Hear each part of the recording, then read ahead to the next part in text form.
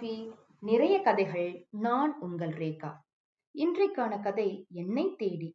இதுதான் முதல்ல நான் எழுதின சிறுகதை. இந்த கதை எழுதினதுக்கு அப்புறம் தான் எனக்கு எழுதுறது மேலேயே ஒரு ஆர்வம் வந்துச்சு. நிறைய கதைகள் எழுதினேன், எழுதிட்டும் இருக்கேன். இப்ப இந்த கதைகளோட சேர்த்து கவிதைகளையும் எழுத ஆரம்பிச்சிட்டேன். கூடிய விரைவில் அந்த கவிதைகளையும் என் வாய்மொழி வழியா நீங்க கேட்கலாம். இப்ப கதைக்குள்ள போலாமா? ஈரக்காற்று முகத்தில் வீச, மனதில் எண்ணற்ற எண்ண அலைகள் ஓட, சீதா தனது ஜன்னலோர பேருந்து பயணத்தை தொடங்கினாள். பேருந்து முன்னோக்கிச் செல்ல சீதா தன் நினைவுகளுடன் பின்னோக்கிச் செல்ல எத்தனித்தாள். மதுரையில் ஒரு நடுத்தர குடும்பத்தில் ஒற்றை மகளாக வளர்க்கப்பட்டவள் சீதா. தந்தை ராஜாராம் தனியார் வங்கியில் பணிபுரிந்தார். தாய் யசோதா இல்லத்து அரசி. சீதா படிப்பில் வெகு சுட்டி. பாட்டு, நடனம் என அனைத்தையும் வெகு ஆர்வமாக கற்றுக்கொண்டாள். நல்ல மதிப்பெண்கள் பெற்று பள்ளி மற்றும் கல்லூரி படிப்பை சிறப்பாக முடித்தாள். சீதா சென்னையில் ஒரு பெரிய நிறுவனத்தில் நல்ல பணியில் அமர்ந்தாள். சீதா தன்னுடன் பணியாற்றிய கார்த்திக்கின் மீது பிரியம் கொண்டாள். இருவரும் ஒருவரை ஒருவர் மிகவும் நேசித்தனர். இரு வீட்டார் சம்மதத்துடன் மிகுந்த மனமகிழ்ச்சியுடன் திருமணம் நடைபெற்றது. சீதா, கார்த்திக் இருவரும் சென்னையில் தனி குடித்தனம் நடத்தினர். அவர்களின் அன்பின் அடையாளமாக இரட்டை ஆண் குழந்தைகளை பெற்றெடுத்தாள் சீதா. சீதா, கார்த்திக் இல்லற வாழ்க்கை எந்த தடையும் இன்றி தெளிந்த நீரோடையாக சென்றது. தான் மிகவும் நேசித்த வேலையை குழந்தைகள் கவனித்துக் கொள்வதற்காக விடும் சூழ்நிலை ஏற்பட்டது. சீதா சிறிதும் யோசிக்காமல் முடிவெடுத்து தன் வேலையை விடுத்தாள். வருடங்கள் ஓடின.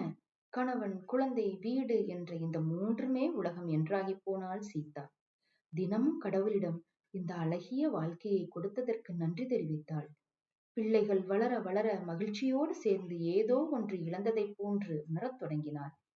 அதை என்னவென்று அறியாமல் தவித்தாள். பதின்ப வயதை நெருங்கிய பிள்ளைகள் அந்த வயதிற்கே ஏற்ற துடுக்குடன் உதிர்த்த வீட்டுல சும்மாதானமா இருக்கீங்க என்ற வார்த்தைகள் அவர்களுக்கு ஏதோ சாதாரணமாக தோன்ற, ஆனால் சீதாவை வெகுவாக பாதிக்க தொடங்கியது. என் ஆசைகள், கனவுகள் அனைத்தையும் இவர்களுக்காகத்தானே தியாகம் செய்தேன். இதை ஏன் அவர்களுக்கு புரியவில்லை என்று மருகினாள். பிள்ளைகளுக்கு புரிய வைத்து முற்பட்டு தோற்று போனாள்.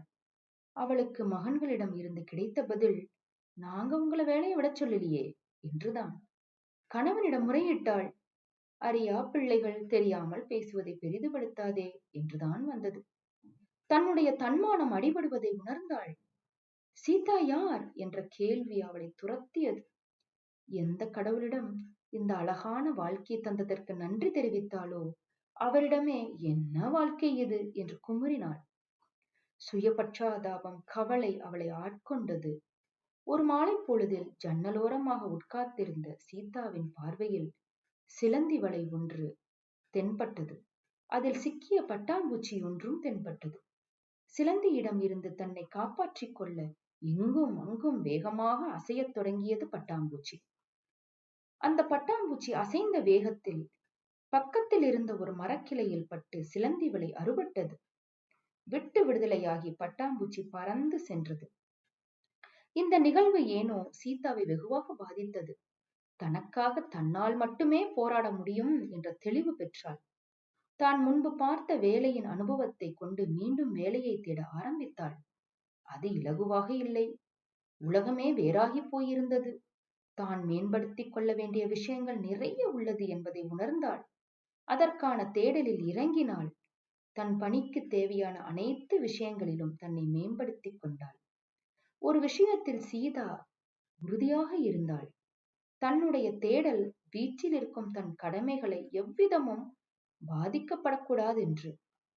எனினும் கார்த்திக்கிடம் சீதா தான் மீண்டும் வேலைக்கு செல்ல முடிவெடுத்திருப்பதை கூறிய போது இருவருக்கும் இடையே நிறைய வாக்குவாதங்கள் வந்தன. ஆனால் சீதா தன் நிலைப்பாட்டில் இருந்து சிறிதும் விலகவில்லை. கார்த்திக்கிடம் பேசி புரிய வைத்து சம்மதம் பெற்றாள். அவளது தேடலின் பலனாக ஒரு நிறுவனத்தில் பகுதி நேர வேலை கிடைத்தது. வருமானம் சிறிதளவு என்றாலும் மனநிறைவை தந்தது. சீதா குடும்பம், வேலை இரண்டையும் எவ்வித இடர்களும் இன்றி சரியாக வழிநடத்திச் சென்றாள். சீதாவை பார்த்து கார்த்திக் அதிசயித்து போனான். டிக்கெட் டிக்கெட் என்று நடத்துனர் எழுப்பிய ஓசையில் தன்னிலைக்கு வந்தாள் சீதா.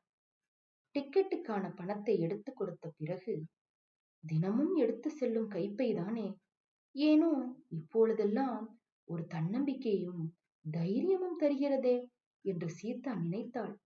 குழந்தைகளுடன் தினமும் செல்லும் பேருந்து பயணம்தான். ஆனால் இப்பொழுதெல்லாம் சீதாவுக்கு இந்த பயணம் சுகமாக இருந்தது. தன்னை போன்ற எண்ணற்ற சீதாக்களின் தேடல் பயணங்கள் இனிதே நடைபெற பேருந்து நிறுத்தத்தில் இருந்த விநாயகரை சீதா வேண்டிக் கொண்டாள். இது போன்று நிறைய கதைகளுடன் மீண்டும் உங்களை சந்திக்கிறேன். நன்றி, வணக்கம்.